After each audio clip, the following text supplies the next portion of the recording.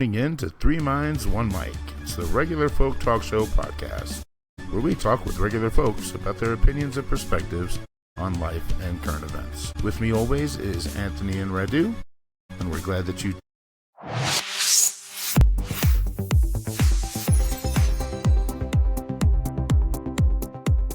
Hi, and welcome to another episode of Three Minds, One Mic. Good to see you all again. Thanks for joining us. Anthony, how are you doing today? I'm doing good. How about you? Good. Finish up your move and most of it, yeah. Pretty much 95% done. Congrats on the new place. That's awesome. Thank you. Radu, how was your day, bud? That's all right. Long day. Just got back from the office like half an hour ago. Thanks for jumping on right away after work, man. Of course, my pleasure. And you got tomorrow, you work from home. Yeah. Tomorrow's a good day. Well, everybody, we're on a roll with guests here, and we do have another guest to join us today. I'm super excited to have this guest on, and I'm honestly wondering why I didn't ask him to come on sooner. But this guy is part of the inspiration of this channel. And without further ado, let me introduce to you Chris, the amazing Super Chris. Thank you. Yes, Am I on? It doesn't say on, actually. Hello, everybody. See how he threw the blame at me. Credit he may call it blame, it feels like. A little bit. It's a little bit of blame.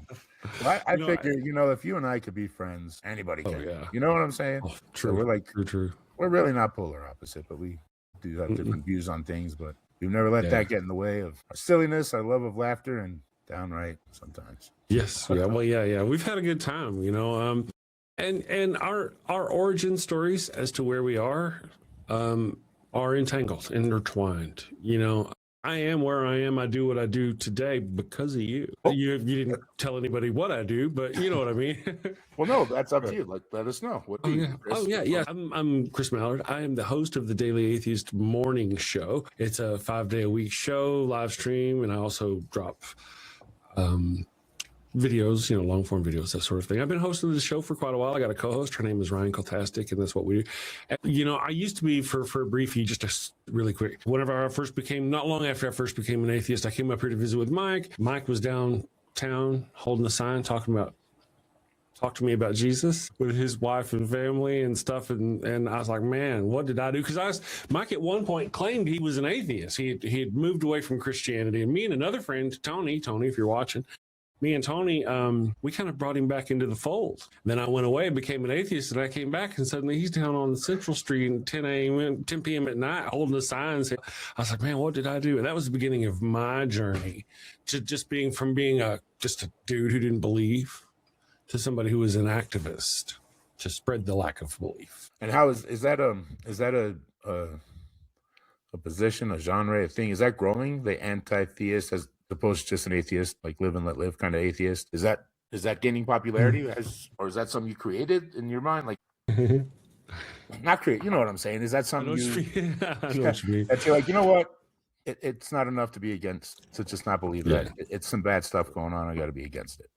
Was that your own conclusion? Yeah, I did that on my own. There are other people out there who feel that way, and I can give you a whole bunch of, I want to use the air quotes, reasons why I feel that way. But I mean, it's not just me alone. The anti-theist is a bad term, although it's what we use. Sometimes, I'm not anti-theist. I'm not against Mike. I'm not against Christians per se individually.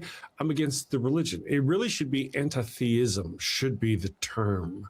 Okay. And like in our for what we're going on, like me and you, we get along just fine. We have no problems. It's what goes on in our world here where I have an issue, where other people in their world are forcing your faith, some faith on me. And that's what it's all about. My entire project is reactionary. It's all about reacting to what people are doing, to what Christians, in our case, are doing here. Oftentimes on this show, we started taking calls the first of the year. Oftentimes Muslims will start calling, and I really don't know a lot about Islam. But it's kind of all the same, I guess. I don't know. I'm not limited. One of the things I'll tell them is, listen, man, I don't know enough about your stuff because Islam is not being shoved down my throat right now. My wife is not being forced to wear a hijab. My daughter's not forced to be wearing burqa. None of that business is happening right now. However, my daughter right now is being forced to abortion. Wife could be forced to carry babies or what, you know what I mean? They don't have control over their bodies because of Christianity, because of Christians. And that is imposing their religion on us. That is. Sort of thing. So. Yeah. And I remember whenever you and I first started talking, that conversation, those conversations we'd have down on Central, you know, your friends would ask me like, what do you have against, you know, in God we trust on the money? Well, what if it said in Allah we trust? Or if it said in Lucifer we trust? Would you like that? And they're like, oh, no, right? Well, that's why, because it's not supposed to be on our government money. And we can almost always agree on that, mostly. And now, see, lately, you're not forcing nothing on nobody. I don't see Anthony forcing anybody on anything, anything on anybody. But they have come up there. Donald Trump, our government now, is officially sponsoring Christianity, bringing it he has created the anti-Christian bias task force. So now we as non-secular people, non-Christians, Christians who are not Christian nationalists, you know, there are a lot of people who are against this because they're literally enforcing their thing. And if you guys have heard in the news about the war going on in Iraq, or Iran right now, pardon me, I'm old, the war going on in Iran right now, some of the generals have been telling their people this is a holy war and they're trying to bring back Jesus. This is big news. I mean, this is like not one or two generals. This is a lot of people. I mean, it's just news, you know what I mean? And that's not how it should be. That's really not how it should. Christians should not, I don't feel, I'm an outsider. I was a Christian. Yeah, I used to believe, and I never thought that my belief should drive me to kill someone else. You never believed that, though, even when, yeah, okay. Right. I mean, that's what I say. Most Christians are not like that. I'm not arguing with most Christians. I have no problem with most Christians. So you guys now know who I'm against, right? Well, you're probably against them too. Right, yeah. In one fashion or another. I'm against the religion. I've definitely spoken up how I'm against the religion of things, and I do believe God is pro-choice. You know, he gives us all our choice, and we have to deal with those consequences either way. So yeah, to force it on other, and that's not the way the church is. I mean, the American church. I mean, it's gotten a little lax lately, but the church history, you know, that's why when I talk to people, I'm like, I can't explain Christianity to you. You know, I can explain Jesus, because Jesus and Christianity, unfortunately, historically, way different. Even now, it's still, I see things different. Like you said, most Christians aren't, well, you must die because you don't believe, or you have to do this. You know what I mean? Most Christians don't want to force that crap on my wife and daughter, for example. You're right. I totally feel you, man. Most of them don't.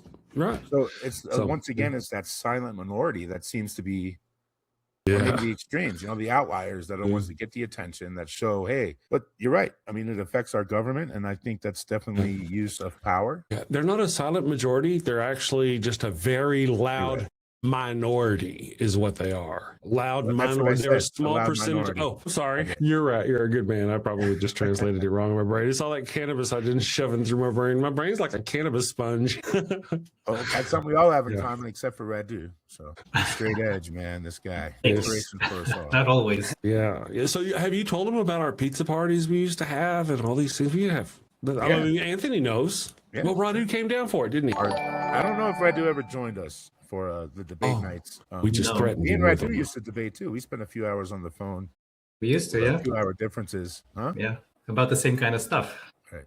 Yeah, exactly. Yeah, I'm also more on Chris's side when it comes to religion. Yeah, it's complicated. It is complicated. We try to wrap it all into one box, that all Christians are hateful, all atheists are hateful. How many times have you heard somebody, maybe you guys don't hear this, how many times have you heard somebody say, it's interesting that atheists tend to act more Christian than Christians? Now, you and I know they're not talking about you Christians. They're talking about the loud minority, Christian, far right-wing, apocalyptic, what do you call them, Christian nationalists who want to impose their bullshit on everybody, you know, who want to force their crowd. And there's other things like Jesus said, love thy neighbor. Yep. Jesus said, do unto others, or whatever, this is other business. Your enemies, pray for those that persecute you. Yes, you know, and yet it's the 10 Commandments they want to put in the Bible. The right with Christian nationalists, not just Christians. Christians normally, like we discussed, don't normally want to put that crap in the schools, but the Christian nationalist type want to push the 10 Commandments. But then you start pointing out how ugly and evil some of the things the God in the Old Testament did, and they're like, oh, no,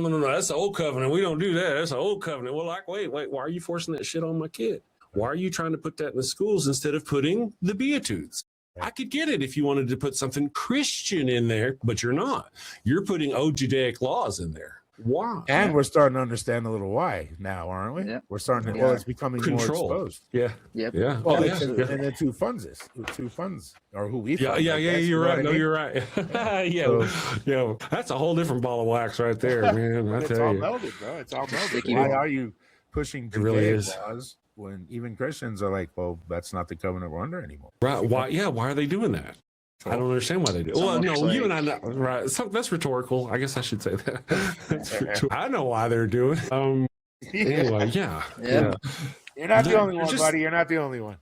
Yeah, and one of the things, there's so many good people out there that flock toward these faiths because they're told from the start it's the religion of love, the religion of peace. And right now, the religion of love and the religion of peace are murdering each other by the hundreds over in the Middle East every day in the name of their gods. That's not me. That's not you. That wasn't me when I was a Christian. These people don't speak for Christianity. But They do not. they are the They're face of represented. Christianity. Yeah. Apparently, right now, they're the face of Christianity.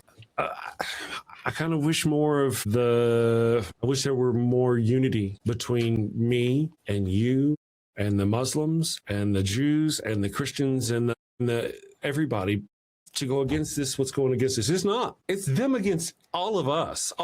It's not the Department of Anti-Religion bias. It's the Department of Anti-Christian bias. And then you start getting to how many different sects of Christianity are there, and so we who's have- running this? We're The Christian introducing now. National sect. We're introducing now the anti-defamation against Christians. Essentially, we already have an anti-defamation against Jews, right? Those are like the two religions that are kind of getting covered, and you're losing your power of speech, your freedom of speech over. Wait, Islam too. Islam even has a word for it called Islamophobia. Christianity and yeah, you're Judaism right. do not have that word about being afraid of the religion, but Islam does, Islamophobia. And then now Christianity's got its own kind of way, its own moniker that whenever you get the word Christianity from Christian and insanity, and it became because of how the early Christians would act. You guys know how some modern Christians act, and that's where, so Christianity, insanity, Christianity, they would talk about Christians being weirdos who came through town.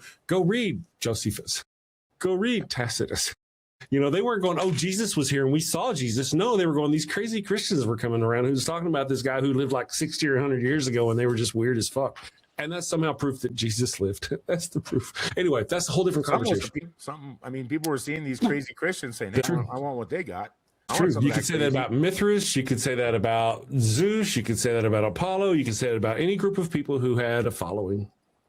Rome, really don't have a following, but Islam does. It has a larger following than Christianity. Does that make it valid? Does that invalidate Christianity? Because Islam is larger. If it becomes larger, I don't know for sure, but they're close. They're growing. Faster I guess growing. the question for I'm sure. asking is, but there's is also been a huge influx of Islam turning to Christians. right. But I guess the point is the size of followers validate the religion? It's not the size of it. I don't It's think the so. fact that they were seeing these crazy guys and thinking, I want some of that. And And I think that you can look exists at with Islam, that and you can exists look with at- many different standpoints, not just Christianity. Yeah. Some dude that says I really like sticks, and any Look guy at who Buddhism. enjoys sticks are like, oh, I like that. Whatever. It could be followings of Buddhism many is- different types. Yeah. Sorry, Anthony. I don't mean to speak over you. No. So I'm You're not just a defending loudmouth. the view. I'm just saying that they were crazy, but there was something. Just like there's Right. just like there's something about the Christian, the Christians that preach love by hating everybody. You know what I mean? Like God hates you, blah blah blah blah blah, but He loves you.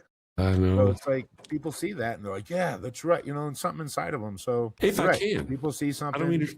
and it grips on. I don't mean to interrupt you. I do mean to interrupt you though. We're interrupting. Let's folks. leave this because I feel this channel. I feel what you're trying to do here. And what I would like to do is I would like to take this conversation, if I can, if I may, and direct it back away from about who is what and why this, and back about how we together, us with our differences, can come together. Yeah. We can sit here and argue about why Christianity is named Christianity, and we're not going to get anywhere. What we Let's not argue. I never knew that. we You were know just what I mean? right. But no, you had a good point. Really, to be fair, you had a good point. Now, when you stop and think about it, which religion doesn't have a bad name about it? What do you mean? Anti-Semitism, I guess like anti-Muslim. Yeah. So you got Islamophobic. Islamophobe is the same thing as anti-Semite, essentially. Yeah. I guess Christianity is the only one that doesn't really have a word like that. Do we outside of an anti-theist? It's crazy Christian, I guess. I don't know. No, it really doesn't, I guess. Well, I don't know. I bet you they're going to come up with one, though, if they're going to have a law to protect it. Yeah, maybe. But then they got to figure out. Then they got to figure out which denomination is the one that rules. It's sort of like whenever they decided the 10 Commandments in the schools in Texas. Now, all right, we're going to put the 10 Commandments. Which one? The Catholic 10 Commandments, the Protestant 10 Commandments, the 10 Commandments from the, which one? Which one? Now they have that. Well, apparently it's the whole Ernest Hemingway, the standard classic American, what you would expect, that, straight out of the non-denominational NIV Bible. What do you mean by Ernest Hemingway? What do you mean by that? I mean, like the classic nostalgic sort of view, the back, the way things used to be picture of how it was. Sort of, but really right now we've got so many different people of so many different minds all over the world who really are coming together and need to continue coming together, as we have proven. There are Muslims who live perfectly along with Christians, who live with Hindus, and we can all get along. It's really the hateful fundamentalists. Well, I guess, Mike has a whole speech about how it's all connected at the top. It's all a bunch of puppets, and so, yeah. If he's not right, he ain't wrong by much. And you know what? I will say this. I do enjoy seeing one faction of a religion stand up against another faction when they're being violent and not. You know what I mean? Like, so you see some Christians standing up to like violent Christians. Like, dude, that's not. You see Muslims standing up to violent Muslims. That's not. You know what I mean? You see, and I like seeing that's right. And I'm even seeing it now with Jews standing up against the Zionists. We're not. That's not us. Don't bump.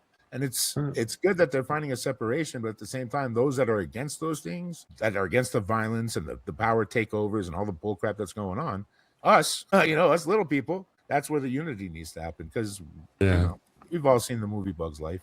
You all know that. Oh yeah. So part of it is we do a lot of just for that, but just a connection, personal connection will trump. I use the word. Will trump any other thing out there. So I can watch the TV and learn about these progressives and these conservatives and this and that. But I know Chris and I know Anthony and I know these people. And so none of that crap on TV matters because I know who these people are. And I think I think a lot of people are starting to come back to that. But I think not too long ago, people were forgetting that, and you lose a friend or a family member over a political affiliation. Are you kidding me? Well, yeah. Well, wait. It's not that simple. And again, I don't want to go into I really want to avoid the argument. It's not about a political affiliation. These are about where people are voting to erase their entire rights. Right. No, it's about whether it's not about whether it's Democrat or Republican. It's whether these people think we should be free or whether black people should be alive. I mean, it's not that simple. But the coming together of those who disagree on the smaller things, like us, should be simple. We should be able to get over those small things. We need to come together to go. Really, we talk about conservatives. I don't feel like the people in charge of our current government are what we consider classical conservatives. Classical conservatives, there's a certain political group of people who actually, I feel, loved our country. Loved everything about it. They hated Russia. Oh my God, they hated Russia. Conservatives killed a husband and wife team for allegedly giving state secrets to Russia when we weren't even at war with Russia. Wow. So executed him for treason. So, the conservatives of the day used to really not, but now, man, it's like the conservatives are a small voice in our government. If I may use just a quick example of what I was talking about, and it's actually familiar about your brother and your sister-in-law, and how I remember you were coaching, like you were helping your sister-in-law. She was on the weight loss journey. You were on a weight loss journey. You were like encouraging her every day. You were texting her, hey, doing your thing. And all of a sudden, like, I can't talk to you anymore, she said, or something like that, and just kind of blew you off. And I thought it was because of those like you're way too progressive for me to be associated with you. Is how I took it. Yeah. We've had those issues. That's what I'm talking about. You know what I mean? And for you guys to have a relationship prior to that, and then turn around and say, I'm gonna single out this one thing about you and your opinions and your insight, and I'm gonna forget the rest. That's a bunch of crap. And that's what I feel like people were doing. Maybe 5 years ago, 6 years ago, 7 years ago, more so than they are now, where I think the unity, I'm hoping, I don't know. I see a lot of people trying to bring stuff together, not just me. This isn't like an original idea. Jim Brewer is a huge and I've said this before, he's a huge inspiration because he's got his leanings too, but he's also about like put all that crap aside, be there for your family, be there for your community, your friends, the people that in your circle, the people you can, and then your circle grows, and that it's just that's what I'm talking about. You know what I mean? And to turn around and say, well, yeah, you wear brown shoes, and I don't think I want to be friends with you anymore. For brown shoes, yeah. That's one thing. That is one thing. It's one thing to say you wear brown shoes. Yeah, you're right. True. Right, and as long as they're not forcing you to wear brown shoes, they're just wearing them, and you don't like them. You know what I'm saying? So that's a bullshit excuse. But if they're all like, "You got to wear these shoes, bro, because I'm gonna punch you in the face," Of course, you don't want to be unified with that. You know what I mean? You don't. Oh, right. I agree 100%. Yeah. Well, see, here's the deal. I actually go by what I ascribe to as a set of morals called secular humanism. And here's the catch, and this is the really nifty part. It's very Christian-like.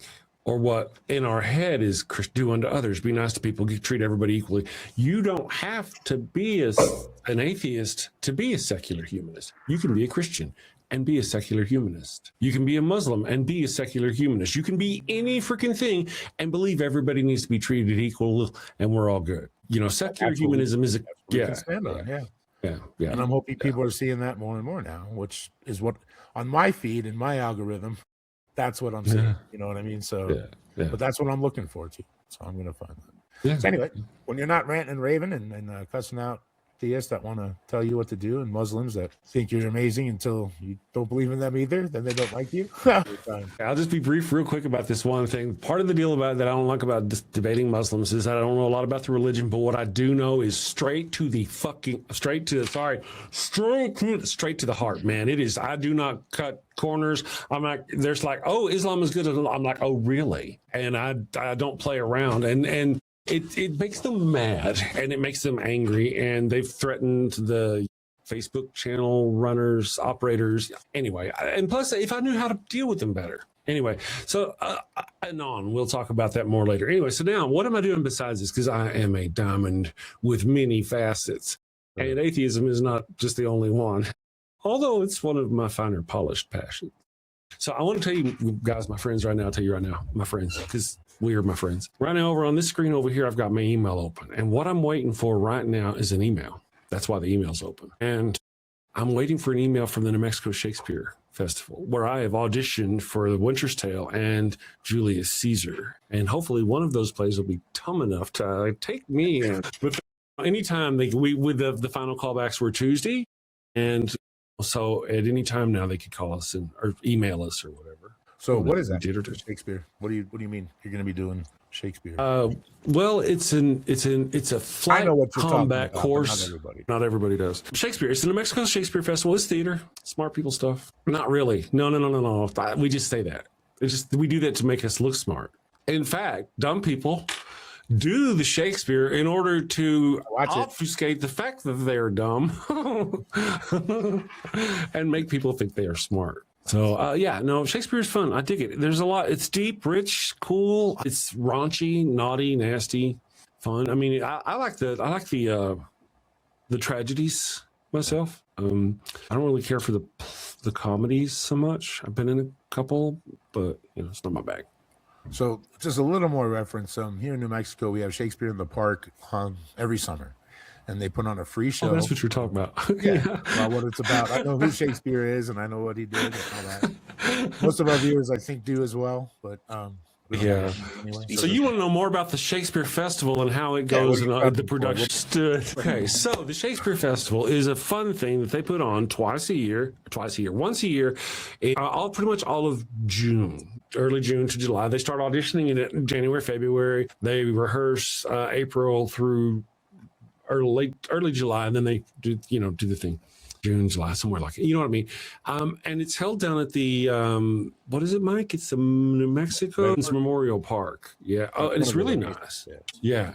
You're right. It is one of the locations, but that's where one night on a Thursday they'll do Julius Caesar. Friday they'll do Winter's Tale. Saturday they'll do Julius Caesar. Sunday they'll do Winter's Tale, and that they'll alternate the plays. And like Mike said, it's one of the locations. It's actually a primary location. The last 2 times I did it, we also had another location across town where we went and did one performance for people over on the west side. Lots of mosquitoes. They brought their own mosquitoes. They did. They didn't charge us extra for them, that's for sure. Should have gave you a discount for every pint of blood. They should have. Yeah. I have frequented the Shakespeare in the Park, and I've seen Chris perform a couple times. The one year I missed is actually the one year he was a big part that I regret not seeing. It was last year, I think it was, right? Or maybe the year before. It's okay. My biggest one was probably 4 years ago. 2 years ago, I was in The Tempest as King Alonso, and a little part, 2 years before that, I was in King Lear, and I was Kent and Caius. I got to play.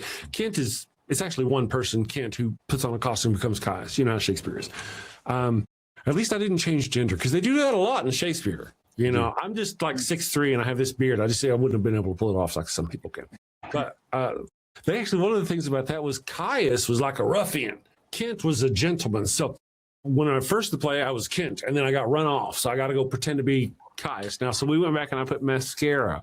I got my beard just like I got it. I went just mascara. I did like that right there, and that was I put on a different hat and all that. But yeah, it was kind of fun. I loved it. That was one of my best experiences. That's awesome, man. Yeah, it's so anybody who's watching, it's going to be this summer, like you said, June. I would recommend it for sure. It's a pretty awesome thing. So. And then they're also doing a couple times. Yeah, for bring them, enhance their brain pan. They also have Macbeth that's playing later in the year. I'm on audition for that one too. I'm going to be put on it at this place called a dance center over on some place near Carlisle where we rehearse. I don't remember the name of it. I'm sorry, the Kishette Dance Center. Yeah. Over between Carlisle and San Mateo, right there. Yeah, right one street off. Yeah. Anyway, so it's over there. It's cool. Nice. Gonna be fun. I'll invite you and see if you. Yeah, please do. That'd be cool. Because I'm getting a lot more mobile now and doing a lot more stuff and getting out. So any excuse is a good one. Yeah. How long I know these questions, but nobody else does. Oh yeah. So how long have you been acting, and what was your? Acting for a long time. I only just recently got, it's a long story, brother. It's a long story, Mike. But all right, so I'd say balls to bones. When I was about 12, 13, 14, 15, I was watching Star Trek The Next Generation. One of my heroes was Jean-Luc Picard, the captain of the ship, and he was into Shakespeare, and that's what got me into Shakespeare. That's my first experience with Shakespeare. I was like, man, that's cool. I wanted to be that, and that's what got me into it. I've done it a couple times, like whenever I was 20, I was in a few plays, and throughout my life, I've always been very self-conscious and very afraid of speaking in public and doing anything. Now, you think, okay, that's great, man. You get there and you get nervous before a performance. No. I'm talking about the very first table read. When you go in and we're all sitting around the thing and we all have the script and you're watching for people and it's about your time to come and you can see, we're in scene 2. Here I come. To hell with you. It's just this total fear coming up as the lines came up. And I went through that the whole time. Almost every time I have ever did, it's almost always been like that. It's gotten better over the last couple of years. Really? Doing the Shakespeare guy. During the Shakespeare, it's just the auditions that were like that. It got better after. And I have to say, a lot of that has to do with the Daily Atheist Morning Show. When I started the Daily Atheist Morning Show, I started it back in 2019. And I would sit here for a half hour before the show, just get a bunch of nerves, just nervous and scared. First 6 months of the show, I was just... Yeah. Now you're taking live calls, dude. I mean, you definitely pushed through a lot to get that. And I think that's awesome, dude, because public speaking is the number one fear. We know this. It's been shown time and time again. And I've been pushing through some fears, and that's not easy, dude. So kudos to you for that. And we had Josh on not too long ago, someone that had aspirations since he was 4, and he's completed those, and he's making his way. And I just admire people that have that vision and have that goal and the persistence to push through those things that are meant to be hindrances, but make you stronger as you get through it and push through it. I just think that's awesome. And so cool. Good job. I guess, especially if you're a younger person watching this, I got kind of a message. When I was somewhere 18, 20, somewhere in there, I did the acting. I tried to do the acting. I tried to do it here with your mom. His mom helped me rehearse lines for Cyrano de Bergerac so I could go audition at the play. For my very first theater audition was with his mom, this guy's mom right over here. But it was so hard. It was terrifyingly hard, and I quit. I quit for a long time. And then I moved back here, was like 2018, 2017. I got back into it. 30 years of my life wasted watching TV going, man, I sure wish I could. Watching this. You ever watch a movie and go, you see this actor kissing this actress, you know, fuck, that's why I want to do it. That's yeah. You know, I mean, yeah, there's so many reasons. But then you find out later on the gossip channels that they have horrible halitosis. Yeah. No, you got to be in a scene where a bug has dropped on your face. Like, no. That's true. Or cold. Oh my goodness, that's been the worst. To be out on a set in the cold. Sometimes they do scenes in the cold, and it's actually supposed to be summer. So I was here in New Mexico, up near Santa Fe, and we were shooting a scene for a new series coming out, Ransom Canyon. And they had a summer pool scene at this ranch up there. And they had a pool out there, and there's a bunch of people out there partying in their bikinis and bathing suits. And I'm a stand-in, you know, I think it was Josh Brolin's dad, James Brolin. I was standing in for him. Wow. So whenever I was standing in, they let me wear my coat. They were nice. I had a pea coat, even though he wasn't wearing the same color. Normally, you got to wear the same color as your actor but it was fucking cold and it was windy. So they let me wear my coat. Now, what did I say when I opened the story? There were all these people at the pool behind us in bikinis and shorts and doing this stuff, lounging around this, and they'd be like, and cut, and all these coats and jackets would come out, and we'd be like, freezing. We're getting ready to shoot again. Everybody get ready to shoot. And off come the coats. They're back out. Man, it sucks, dude. Being cold for acting sucks. That's the worst part. It's called acting. Act like you're not freezing. Yes. Oh my God. as you can see your breath coming out. Yeah. If you've ever seen Pitch Black with Vin Diesel, they're like they'll crash land on this hot planet. But they were filming in like 50-degree weather in Australia in winter in Australia. They were cold, but they made it look like they were hot. Dude, I had no idea. I never would have guessed it. Yeah. Oh yeah. There's a scene where they're standing outside, and the blonde lady, she's got short hair. She's wearing a wife beater. Pardon the expression. You know what I mean? What do they call it? An A shirt? Anyway, she's wearing one of those. And now that you know she's cold, you know she's cold. And the wind is blowing. No, I don't mean by that. I didn't mean by that. Let's just pretend all you can see is from here up. Okay. And the wind is blowing. You can see the wind blowing her hair. And now you know that it's cold out there, and that wind is cold, and she's got her eyes open, and they're kind of tearing up a little bit. And that's because that fucking cold wind is in the that wasn't emotions. That was pure cold. Yeah. That's acting, girl. You go, girl. You go. She can really emote. No, she's just freezing. Yeah. That's true. Yeah. I enjoy that. I got my dogs. I got my wife. I got my acting. I got my channel. I did the parody commercials. Have you told them about the parody stuff? I told them that you have your own commercials and they're funny. I told them to check it out because they're very blasphemous but hilarious. They are indeed blasphemous. They are. And it's impressive. The production aspect of it alone is quite impressive. They're blasphemous. Yeah. Has Radu seen them? That's who I was telling. Neither one of you guys have seen them. Yeah, I saw Kim. Kim saw one of them. If you go to YouTube at the damn show, and the wife said it didn't work. Let me go YouTube at the damn show. Would you like to show us one of them? Can I? My viewers? Well done. Good one. It was very well made. Have you? Where's the soul sword? You're on mute, buddy. That's awesome. Thank you. Glad you enjoyed it. Ryan and I have never met in person. Oh wow. So I did all that with my editing software that I use because I'm an actor, and not only do I also do my own production shit, you know? Right. Yeah. But I also know you've put the work in to find out how to do that stuff. Oh, yeah. You've spent many a night probably working on it and making it happen. Once again, pushing through and having that persistence. Yeah. And, I enjoy the humor of it. And, you're right. It is blasphemous and all that business. It is. But what do you do? I'm an atheist. Yeah, I'm going to burn in hell anyway. Well, and it's a funny thought because even as a Christian to think, well, I'm going to force you to heaven. It doesn't do that. You know what I mean? Like, right. So, but yeah, that's funny. That it really is, dude. Because I get it, and that's right from Revelation. Holy is the Lord for eternity. But this is bullshit. You know what I mean? I'm so glad you got that. Yeah. For those of you who don't know, in Revelations, it comes around, and there are these creatures around the throne of the Lord. I believe I don't know what they are, but they're creatures. And all they do for all eternity is go, holy, holy, holy is the Lord. That's their whole deal. That's all they do for all eternity. And that's where that comes from. That's why I did that. Yeah. So I'm a bad person. There was another point about that. Yeah. What was that? So we've also got our newest product from Father Flanagan. That's one of Father Flanagan's line of products, is the best. In case you didn't know, there are some people, the Mormons, Mother Teresa, who would baptize people against their will after they were dead. So I didn't make that shit up. That's not just me. Let's get a little personal, guys. I want to tell you about a new product that's coming from Father Flanagan's line of products, okay, which is my parody line of products. Okay, so how many of us were circumcised at birth despite not being Jewish? Huh? Right? You weren't Jewish. Right? Okay, so where's my hat? Right, so we have a new product. Can I show you one more commercial? It's shorter than that last one. Can I show you one more? Okay. Let me do this. Cancel here. Back here. Can we hold on a second so I can add it to, we'll just cut all this part out, but I need to add it to a source in OBS. Yeah.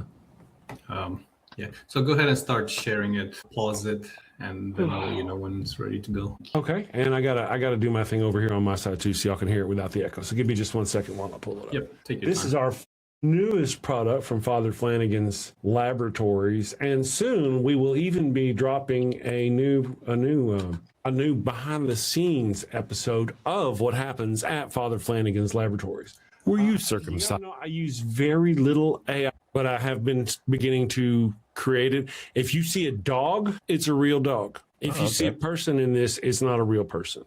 Was the girl in the first one a real person? Yes, yes, that's my co-host from the show. That's Ryan Koltastic. Yeah, that's Ryan from the show. Let's go here. And now be prepared for our next product coming soon from Father Flanagan's. Were you circumcised at Charged. Well, fear not, my wayward child. Using Father Flanagan's line of at-home foreskin restoration kits. Won't cost you an arm and a leg, just an eyelid. Testimonials are already coming in. Mike from Dallas, Texas writes, I haven't felt like a real man, but now I'm back and intact. Thank you, Father Flanagan. Steve from Florida says, look on her face. Kelly writes, wow, getting my foreskin back literally doubled my length. After all these years, I can finally hold my heads high. Thank you, Father Flanagan. Father Flanagan's at-home foreskin restoration kits are part of our Tips for Tots and Adult community outreach program. Free eye patch and eye mister with each purchase. You can tell just by the look on his face whether he's packing or he's lacking. Microsurgery available for those extra small jobs. And in case you have any problems, Father Flanagan's highly trained medical staff are ready and waiting for your call. Oh my God. I've never seen so much blood. Thank you, Father Flanagan. Thank you, Father Flanagan. Father Flanagan's line of at-home foreskin restoration kits. Coming to a Walmart near you. Bravo. Wow. I thought it was going to be like all those circumcised, they were going to keep the foreskins and then sell those to people. No. So that was a big deal. Like get all the foreskins of the Palestinians and bring them. Yeah. Maybe they were harvesting foreskin. If only they had spare foreskins around, but no. And since they don't keep Valuable, up. apparently. They don't keep up. Plus, I think some of the rabbis chew on them. That may be that. Yeah. I wouldn't know. I don't know. That sounds like something I would say. Like you would think the atheist would say that. The Zionists, maybe not the rabbis, but the Zionists, because they do have some weird stuff going on. They do. So yeah, I've got quite a few of those little things over there. If you get the chance, go over there. There's a whole playlist of just the parodies. Nice. So watch just those. What's that website? At the Damn Show, DAM Show, Daily Atheist Morning Show. At the Damn Show. Right on. So yeah, I'll go post that there. link in the description as well. Search the Daily Atheist Morning Show on YouTube. I'm the Daily Atheist. And you're also on every day. Facebook, TikTok. You on all the? Yeah, Facebook. I do Facebook. Rumble? I got a Facebook page. No, not Bumble. Should I be on Bumble? What is I don't Bumble? know. I said Rumble. I thought that was Rumble. Isn't Rumble a conservative app? Rumble is just like another streaming app. Bumble is a dating app. Oh no. So, Isn't Bumble the one where it's a dating app where women look out for other women and they'll like report the bad men? It's really a woman-centric dating app. Really? I think that's a different one. I thought. Oh, maybe it may be a different one. Yeah. They do have a dating app that is like that, though, for sure. Yeah. And why not? For sure. Currently, the evil one is on her way home, so I'm gonna have to go soon. All right. Yeah. Are you a secret? dinner for Are you a her. dirty secret? Is she gonna? No. out? I just have to feed her. You know how it is. You Oh gotta yeah, feed yeah, them. yeah. You definitely gotta do that. At least once. At least. I mean, yeah. It's not that big a deal. She's still got plenty of time. She'll be here soon. I'll be scared. You'll hear the dogs go off. So let The me expression in Chris's Chris's face will change. Yes, Fear will come over him. it's behind me, isn't it? So I know my buddy Mike, and I know a little bit about Anthony. Anthony, why don't you catch me? Tell me what's going on in your world. Briefly, tell me. I mean, Nothing. Just moved into a new apartment downtown, so that's pretty cool. That's been awesome. the majority of this past month and what's been going on. Working over at Sawmill Market at a poke restaurant. Your microphone has gas. I'm sorry? Did you all hear it, or was it just me? I didn't hear it. Earbuds, because mine did it on the last recording. Anyway, yeah, no, that's cool. Good to hear about. How old are you now? Because I mean, I've known Mike since before he had any of his kids. How old are you now? 22. 23 this year. Yeah. Josh is going to be 30 this year, and Marcus is going to be 13. We've known each other a long time, buddy. Yeah, why aren't you as gray as I am? I feel cheated. It's all right here. That's okay. Radu's got my back. Yeah. And now, if you don't mind, Radu, tell me a little bit about you. Did you just move into your apartment? Yeah. So we just bought this condo / townhouse in like Northern Virginia, close to DC. So we moved from New York. I was in my mom's house in New York. So we made a move, my wife and I, recently. And, it's been hell because, moving always sucks. Yeah, moving sucks. Yeah.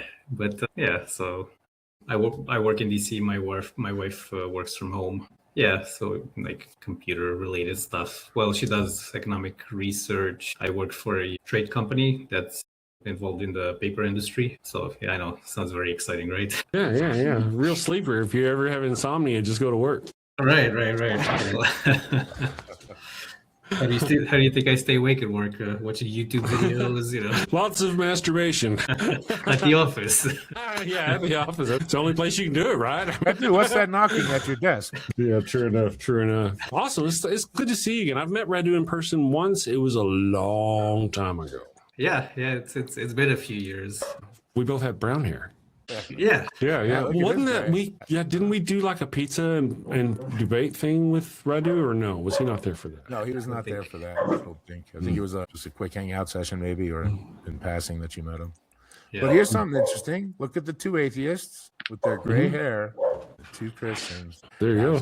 I've been going gray for a long time. Ask Mike. Maybe it's all the stress. My mom started going gray at like 15. So I definitely got my dad's hair. You know what I mean? Because my uncle had a stripe in his hair for high school. He had like a skunk stripe. Really? Yeah. Wow. Hair. So all we just talking about your mom, man, makes me go, wow, that was so long. We were like 22 when I first met you, 25 or 26 when I went back to Texas. Then I've been going back and forth to Texas. And I mean, that's long. A long time, man. A lot has happened. Very cool. But yeah, I mean, it's cool. Radu is my oldest friend as far as I've known him since I was 18. I think he was 17. Yeah, I think so. I was 18. I met Chris shortly after I was out here in New Mexico, like 97 or 96, I think we met. Yeah, Radu's got just a couple of years on you. Yeah, wow. Radu, were you always an atheist? Yeah, I would say so. I mean, I feel like that's the default position, right? You learn all that other stuff as you grow up. Some of it you leave behind. What were your parents? Were your parents atheist? Or? No. They were Christian, I suppose. We didn't really go to church, but like my grandfather, my grandmother, I clearly remember them having icons in the house and praying and having crosses here and there. My mom, not so much. She was definitely spiritual, and she believed, I guess she followed the Orthodox Christianity in Romania, but us, no, and they never really imposed it on us. I guess they allowed us to kind of make up our own minds. What are your siblings? Are they the same? I've never really discussed it with them. I feel like my sister believes somewhat. She's spiritual in some way. As far as Andre goes, no, I think he's kind of like me. Yeah, I believe he's atheist or agnostic at least. That's my background. It's kind of really light Christian. My mom and dad might go to church twice a year, maybe. We did Christmas, but we didn't sit around talking about Jesus. we gave precedence. Easter wasn't really about the rising of Jesus from the grave. It was about getting eggs and stuff. But every now and then, twice a year, we'd take it serious. Or when somebody died, or when somebody got married. Yeah, I was kind of the same growing up, non-practicing Catholic. I went to communion, went to that classes when I was 8 to take my Holy Communion because it's one of the sacraments. So you just got to, and I think it was right before my confirmation. I was like 16, about to make my confirmation, decided I didn't believe in God anymore. And then it's funny how religious my mom got. It was because of that, huh? Yeah, she started talking a lot more, huh? I wondered if it scared her for you. I'm wondering if it did too, because, or maybe she's like, well, that's not the way I raised you, so why are you going against, it could be that. Because she was very adamant. She's like, I was born a Catholic, I'm going to die Catholic. She didn't want to get preached to. She didn't, you know what I mean? She was set in her ways. But as soon as I said I didn't believe, she was a little bit different. Not terribly preachy or anything, but, just a little more involved, like talked about it more than I ever remember in my life. And I'm not a person to condone violence, but watching her smack him upside the head was one of the most refreshing. I don't think you ever saw my mom hit, dude. No, she never. There's one friend that did. My friend Dion. Yeah, we stole the car. Well, I stole the car. She was driving a cab, so she had the cab. I stole the car. She ended up finding out about it, chasing me around the neighborhood. Me and my friend Dion got to my house before she did. We were both inside. She walks in. She smacks me right in the face. Yells at me, and my buddy's like, can we still be friends, Mrs. E? Smacked him right in the face, told him to get the hell out. And that was the only time she ever hit one of my friends. So what car did you steal? It was our car. We just got it. It's a funny story. Real quick, Mike's a smart guy. He's fairly intelligent here. So Mike's about 16, who are you talking about? years old. Your friend's also named Mike? Yes, it is. An intelligent one.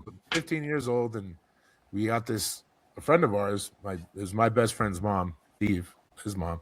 And Dad gave us a car. It was a 77 Cutlass Salon. We didn't have a vehicle, but my mom drove a cab, and she was able to take the cab home. So one day, I took the keys to the car, stashed them. She went to work in her cab, and I took the car out for the day. Well, we're driving around town locally, and my buddy's dad passes us and then turns around and starts following us. Now, I ducked down in the passenger seat, because he's not going to recognize the car he just gave us a week before. So I better hide so he doesn't know it's me. And you were pretty big, so it's like you weren't a small kid. It was a big car. It was a big car. I got you. Understood. That was a two-door. I feel you. So he runs, tells his wife. His wife calls my mom at the cab company, and I'm driving through the neighborhood, and there's my mom in her cab. And I'm just like, zoom, and then she's like, zoom, and I outrun her because, I'm an idiot. Get back home. Car's overheating because it wasn't in great shape, which is why they gave it to us. Car's overheating. She comes walking in. Hi, Mom. Yeah, I was like, oh, my God. Like nothing happened. Like nothing happened. Yeah, I deserved that smack and then some, but she was gracious. But, my buddy was so shocked on his face. We still be friends? It was funny. Well, what I remember most about her was her wonderful food. The lasagna, oh, my goodness. I make that for Christmas. Do you really? If you went over there, just got near the house, she was throwing food at you. She was so sweet about feeding you. She was. And it was the New York Italian in her. Yeah. You need to eat. Want something to eat? Have something to eat. Yeah, she was a good lady, man. I didn't deserve her, but we live and we learn, and I hope I reflect the things that my mom taught me. Anywho, awesome sauce. Yeah, she was quite a lady. We always joke because I just started smoking weed a lot when I was 19 when I first moved here, and Chris would always say, "I know she's under that door sniffing. She's sniffing." Yeah, true enough. Smoke out my room, because I was 19. I'm paying part of the rent and stuff, and I come in with an ounce of weed and I sit it on the table. I'm like, "That's what I do, Mom. I'll do it in my room. I won't disrespect you." And then I told Chris about it. He's like, "Yeah, she's probably sniffing under the door. That's why she's letting you." Yeah. Getting a nice little contact high. Who could blame her? Well, man, I hate to run, but I got to run. You guys have been fantastic. Thank you for having me. Great conversation. Have you on again. For coming. Awesome. Yeah. And I'll throw me an invite. I'll come back. Will do. All right, man. Well, you have a good night, sir. You too. Take care. Send safely, my friends. Good night. Take care.